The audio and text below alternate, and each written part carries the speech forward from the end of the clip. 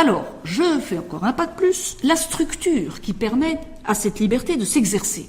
Parce que ça, les libertés, pour l'instant, bon, j'ai dit c'est un état de fait, mais quelle est la structure qui permet à cette liberté de s'exercer? Eh bien, c'est la fameuse conscience morale. Voilà. Conscience morale. À ne pas confondre avec la conscience conceptuelle, parce qu'on a le mot qui, en français, c'est le même mot, il y a conscience. J'ai pris conscience de. Tiens, tout d'un coup, j'ai pris conscience de. Ça veut dire, en réalité, j'ai acquis un nouveau savoir sur. Ça peut être sur un sentiment, sur une partie de mon histoire, sur je ne sais quoi, mais ça relève de la connaissance. Alors que la conscience morale, c'est pas la connaissance. La conscience morale, c'est la manière dont je vais me ressentir plus ou moins ajusté avec moi-même dans mes choix. Alors là, la conscience morale, ici, je la perçois, anthropologiquement parlant, comme une structure d'une certaine manière vide, hein, qui va être mise en branle dans un rapport avec un ensemble d'éléments. Voilà, qui va lui permettre d'opérer les choix. Donc la conscience. Donc, je suis. Alors la plupart du temps, on s'en rend pas compte. Vous êtes le matin, bon, vous prenez votre tartine, votre machin, votre bol de céréales, que sais-je, toutes les choses. Bon, enfin, personne vous oblige à le faire. Vous aurez remarqué ça, hein. Personne. Hein. Il n'y a pas un gendarme derrière la porte du frigo en disant que tu as intérêt de manger un fruit le matin et gna gna gna. C'est vous qui dites. Moi, le matin, je prends ça. Bon, alors si tout d'un coup quelqu'un vous dit tu prends du café au lait, mais c'est très indigeste. Ah bon? Alors tout d'un coup, oui. Alors il y a un élément là qui vous avait échappé, et vous allez vous poser des questions. Ah bon? Alors qu'est-ce que je dois faire? Qu'est-ce que je dois faire pour bien faire? Toujours. Qu'est-ce que je dois faire pour bien faire? Obtenir ce que je veux. Ici, c'est assez pragmatique, mais enfin ça sert pour bien vivre sa journée. Vous savez qu'autant que j'ai pas l'estomac trop lourd dès le matin, quoi, quand même. Hein. Bon, voilà. Voilà. La structure est vide. Elle va, j'allais dire, mettre en branle tout un tas d'éléments qui vont aider la personne, le je, à poser son choix. Dans un premier temps, celui de l'enfance, ce sont les adultes qui vont évidemment faire l'opération à la place de l'enfant. L'enfant n'est pas capable de choisir. Hein. Je le rappelle dans un de mes bouquins, je vous parlerai de mes bouquins tout à l'heure, parce que franchement, il faut quand même être clair. Hein. Un enfant ne peut pas choisir ce qui est bon pour lui avant un certain temps.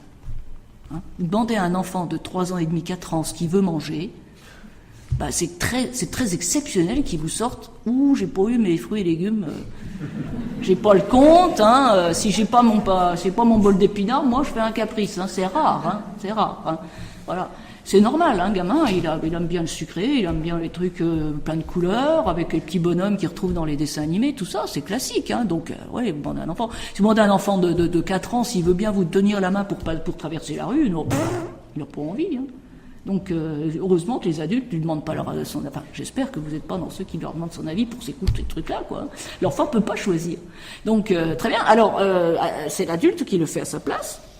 Et puis peu à peu, alors ça ne veut pas dire que l'enfant ne va pas exprimer, que déjà il y a des choses qui lui vont et des choses qui ne vont pas, ça commence très tôt. C'est là qu'on voit que la conscience morale, elle est innée, pour ainsi dire. Innée. Ça n'arrive pas au bout d'un moment. Par contre, elle ne peut pas s'exercer tout. C'est comme les petites jambes. Vous savez, l'enfant, il est tout. Quand il naît, il y a tout. Hein. Il dit il est tout. Puis on admire les petits doigts. On dit voilà, il est moins que rien. Mais enfin, il peut pas encore marcher. Quoi. Il faut un peu de temps. Et pour la conscience morale, c'est pareil. Il a tout, mais il sait pas encore s'en servir. Alors quand il est pas content, il va dire je suis pas content. Quoi. Puis il a bonne raison. Souvent, il est logique, le gamin. Hein. Il préfère les trucs sucrés que les épinards. Oui. Et les adultes aussi, des fois. Hein. Bon, voilà. Alors, et puis il veut pas répondre, puis l'heure du pyjama, c'est trop tôt, voilà, il a pas envie, il fait, donc, alors, il va falloir, alors, donc après, c'est l'éducation qui va, on dit, si, il faut quand même des repères et tout ça, d'accord. Mais, voilà. Mais petit à petit, alors, on va lui apprendre à faire, normalement, on devrait lui apprendre, alors ça, quand parents pauvres, évidemment, de l'éducation, on n'apprend pas aux futurs adultes à exercer leur liberté. On n'apprend pas. Je parle de la liberté comme un art de vivre, qui s'apparente à un art, aux arts martiaux, si vous voulez, voyez, aux arts martiaux. Hein. J'utilise le mot art dans le même sens. Hein. C'est-à-dire qu'il y a une dextérité et une discipline et en même temps une sorte de force qui va permettre, qui va se déployer à partir d'une liberté correctement exercée. Mais ça devrait s'apprendre. Hein. Alors, la culture particulière de laquelle on va baigner, d'abord familière, sinon familiale, avec ses repères, ses valeurs communes, etc., elle va nous paraître évidemment naturelle, puisqu'on fait corps avec elle, mais sachant que dans toutes les cultures, c'est la même chose. La culture première, pour nous, c'est évident, c'est la bonne, quoi. Enfin, voilà, il faut se confronter à de l'autre pour s'apercevoir qu'il y a d'autres manières de vivre, de chercher le bonheur. Et pendant plus ou moins longtemps, parlons parfois toute la vie, hein, ça dépend de la maturation, du temps de maturation de chacun, eh bien, pendant plus ou moins longtemps, on peine à émerger, se donner de départ. Le je va avoir du mal à pouvoir se poser. Mais c'est ça, la maturité humaine, c'est petit à petit, je existe. Je existe. Non pas au-dessus des autres, non pas coupé des autres, mais juste un je qui n'est pas le continuum culturel de sa famille. Voilà. Un je qui n'est pas le continuum de son groupe d'appartenance. Un je qui est cette capacité singulière d'exprimer un être humain. Et ça, c'est chacun, hein, je. La personne va peu à peu acquérir de quoi éclairer sa conscience et va pouvoir exercer sa liberté en son nom propre. C'est-à-dire que peu à peu, chacun de nous apprenons à savoir ce que nous voulons. Plus clair encore, ce que nous désirons vivre. Petit à petit, nous apprenons à repérer ce que nous voulons vivre, ce qui va rendre notre vie suffisamment savoureuse pour que nous puissions la dire heureuse. Encore une fois, ça ne veut pas dire sans épreuve, ça ne veut pas dire sans difficulté. Encore une fois, il y a du prix à payer pour exercer sa liberté, mais une vie dans laquelle je me retrouve. Voilà. J'évoquais Sœur Emmanuelle tout à l'heure, parce que j'aime bien Sœur Emmanuelle, c'est vrai, mais j'entends encore sa façon de parler de ses chiffonniers au Caire, hein, avec cette joie, voilà, elle était heureuse, elle avait trouvé comment être heureuse avec eux. Voilà, c'était sa famille, comme elle dit, ma famille, elle n'est pas famille de sang, c'est pas la chair et le sang, vous voyez là, c'est l'humain. Bon, et là, ma famille. Alors on dit, mais vous ne trouvez pas que ça sent mauvais quand même, les chiffres, enfin là au milieu, là, vous avez des rats qui se baladaient. Oui, maintenant vous le dites, peut-être. Vous voyez pas. Ah oui, des rats, oui, il y a des rats. Enfin, c'est pas son problème. Elle avait trouvé son lieu où être heureuse.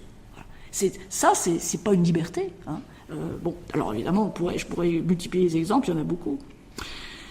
Alors peu à peu, on va apprendre. Vous voyez, c'est ce qu'on appelle souvent, quand on dit un des enjeux de la vie, de notre vie humaine, c'est de naître à soi-même. Eh bien, c'est ça qui est derrière. C'est d'arriver à laisser venir cette singularité et à l'enraciner dans une vie sociale qui nous convient.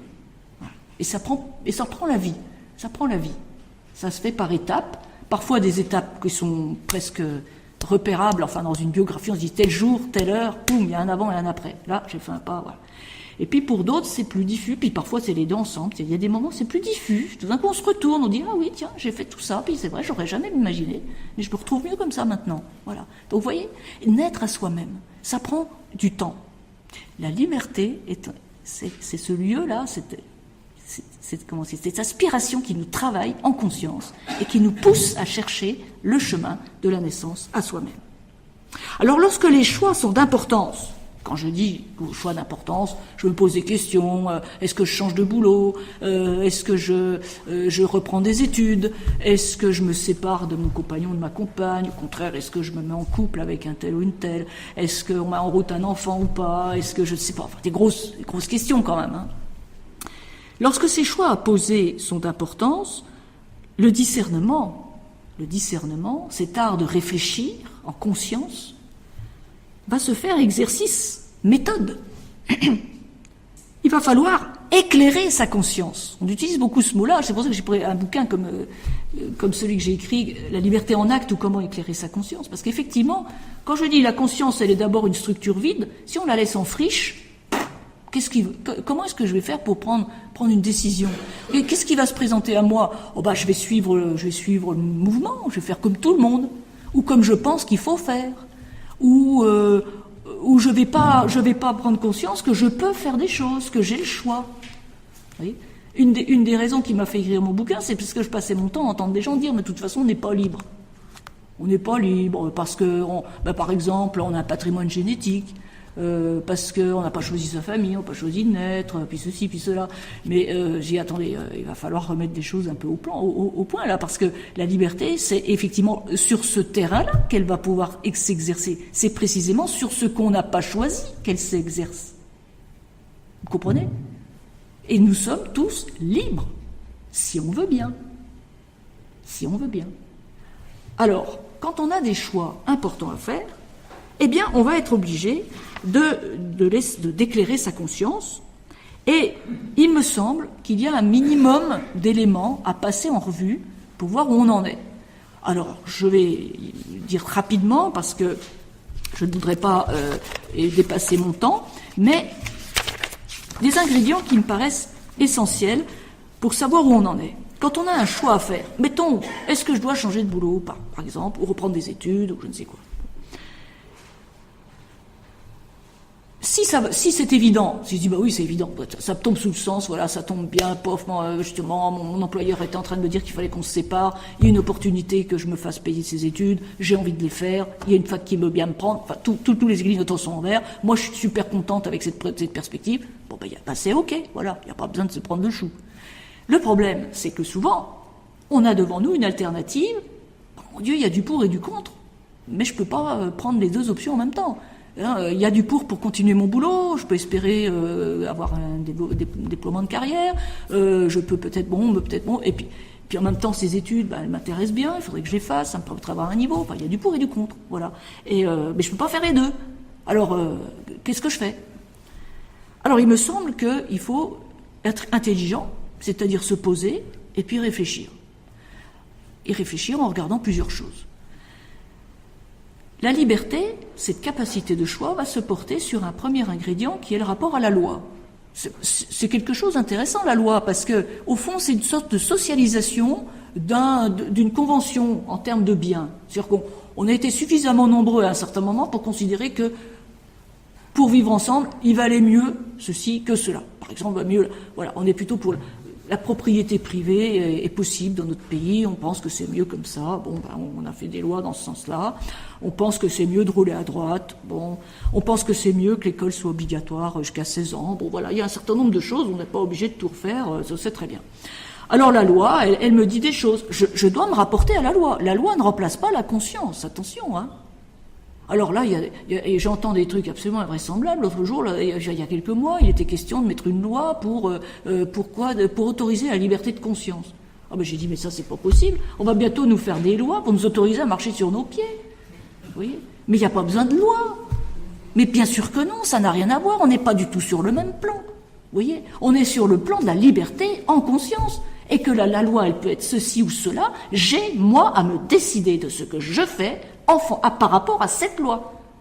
Bien entendu que la plupart du temps, les lois vont plutôt dans le sens qui me semble bien, mais du côté de l'État de Vichy, il aurait bien fallu qu'il y ait quelques Jean Moulin supplémentaires qui disent « moi, je ne suis pas d'accord ». Oui. Papon, à l'opposé, à l'époque, pendant son procès, il avait juste comme réponse, il dit « écoutez, moi, j'ai fait que appliquer la loi ». Vous comprenez? Et les gens ont dit « bah ouais, alors c'est embêtant, on va quand même pas condamner quelqu'un qui applique la loi ».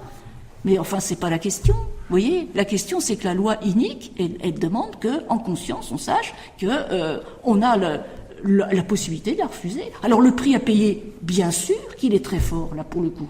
Ça, quand on se met la loi sur le dos, le prix à payer est très fort. Et Jean Moulin en sait quelque chose. Vous voyez? Alors, la loi, qu'est-ce qu'elle dit? La loi, elle dit, alors si je reprends mon exemple, l'étude, je veux faire psychiatre, c'est que 12 ans d'études. Ça fait beaucoup quand même, voilà. Mais c'est la loi. On peut pas faire, 12 ans, quand je dis 12 ans, c'est peut-être 14, j'en sais rien. Faut être médecin, plus la spécialisation, c'est long, quoi, hein. C'est la loi. Je peux pas mettre psychiatre en faisant 2 stages d'écoute active, je peux pas mettre psychiatre sur ma porte. Non, c'est interdit, Peut-être que, au fin fond de l'Alaska, c'est possible, hein. Je sais pas si les gens sont fous là-bas, j'en sais rien, mais en tout cas, si tu t'installes là, mais en tout cas, en France, c'est pas possible, voilà. Donc, alors, je me rapporte à la loi. Je peux très bien, encore une fois, je peux très bien décider que la loi est mal foutue, et moi, tant pis, mais il faut que j'accepte d'en payer le prix, hein. Deuxième chose, les us et coutumes. Hein. Les us et coutumes, c'est très proche de la loi, c'est la loi non écrite. Hein. Alors, quand je dis les us et coutumes, c'est dire, bon, bah, voilà, habituellement,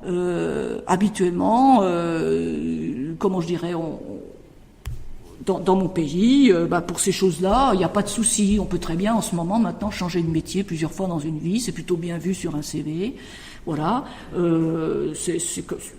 Je veux plutôt être encouragé, je pense, si je fais ça. Voilà. Ça n'a pas toujours été le cas. Vous savez, il y a encore quelques années, quand les gens commençaient à 40 ans, vous savez, on dit qu'il faut leur crise de quarantaine, mais enfin bon, tant mieux. Mais je disais, moi, j'en ai marre de mon boulot, j'ai envie de refaire autre chose, j'ai envie d'apprendre à être berger, puis faire pousser des chèvres. Bon, là, autour, on disait, mais t'es fou, t'es dingue, ça va pas, ça se fait pas. Enfin, t'es pas bien, tu déprimes. Enfin oui. Aujourd'hui, le discours a un petit peu changé. Ça dépend des milieux, évidemment, mais plus ou moins, c'est plus positivement à considérer. Mais c'est important, les us et coutumes. Pourquoi? Parce que alors là aussi, c'est pas aux us et coutumes de décider, hein, après tout. Je peux être la première ou le premier de ma famille à décider de faire un pas de côté, puis je fais pas comme les autres me disent qu'il faut faire. Mais le prix à payer est cher, hein, parce que je vais passer pour un excentrique, peut-être un peu dépressif, peut-être je sais pas quoi. Vous voyez le prix à payer, hein. Va falloir à chaque fois que je me justifie plus ou moins chaque repas de famille en disant t'as toujours pas de sous évidemment parce que tes chèvres elles prennent pas, etc. Il va falloir il faut voir si je suis capable d'assumer ça en disant j'assume mes choix, ou bien non, j'ai quand même besoin d'être vachement soutenu, sinon j'y arriverai pas, ou je sens que ça va pas le faire. Voilà. Donc, à examiner.